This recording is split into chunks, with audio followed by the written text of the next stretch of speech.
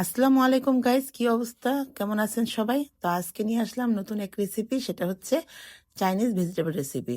তো আমি বলছি সাফিয়াস কিচেন থেকে। যাই হোক, শুরু করা হচ্ছে। এখন আমি ফার্স্টে নিয়ে নিলাম পেঁপে কাটা, আর হচ্ছে আম, গাজর কাটা, আর বটবটি কাটা। তার সাথে নিয়ে নিলাম পেঁয়াজ। সব কিছুই আপনার স্কোয়ার সাইজে কাটতে হবে, সাথে বাঁধাকপিও নিয়ে নিলাম। তো এই পর্যায়ে এসে আমরা তেলটা একটু গরম হলেই আমরা পেঁয়াজটা দিয়ে দিব, পেঁয়াজ কুচি। তো তারপরে আমরা আদা বাটা, রসুন বাটা একসাথেই বাটা, এগুলো পরিমাণ মতো দিয়ে দিব স্বাদ মতো লবণ, এবং দিয়ে দিব, এরপরে আমি দিব কেটে রাখা মুরগির মাংসের টুকরোগুলো। তো তারপরে আমি ভালোভাবে ভেজে নিব মাংসটা। তারপরে এর মধ্যে দিয়ে দিব আমি জিরার গুঁড়ো 1 চামচ, ধনিয়ার গুঁড়ো 1 চামচ। তো আপনারা যার যার মতো পরিমাণ মতো দিয়ে দিবেন। তারপরে আমি দিয়ে দিলাম এলাচ 2-4টা, তারপর দিলাম দারুচিনি। এরপরে আমরা দিব টমেটো সস। তারপরে আমরা একটু ভালো করে মশলাটা ভেজে নিব।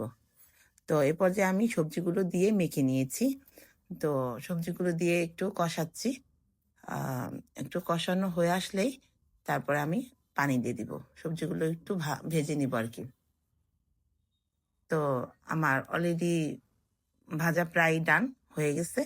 তো এখন আমি সবজিতে পানি দিয়ে দিব কিছুক্ষণ পর। আমার প্রায় সবজিটা সিদ্ধ হয়ে আসছে।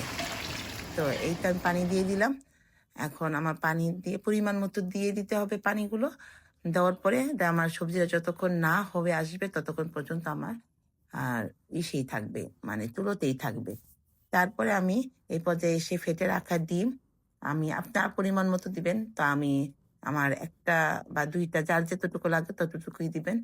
তা আমি এখানে 2টা ডিম দিয়েছি। 2টা ফেটে রাখা ডিম আমি এটা দিয়ে দিচ্ছি। তারপরে দেখতেই পারতেছেন আমি কর্নফ্লাওয়ার নিয়ে নিয়েছি। এখানে কর্নফ্লাওয়ার গুলিয়ে নিব। গুলানো হলে আমি আস্তে আস্তে অল্প অল্প করে আমি এই সবজিতে কর্নফ্লাওয়ারটা দিয়ে দিব।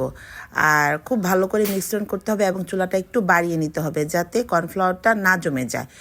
গরম অবস্থায় থাকতে হবে, নয়তো বা এটা চাকা মানে দলা বেঁধে যাবে।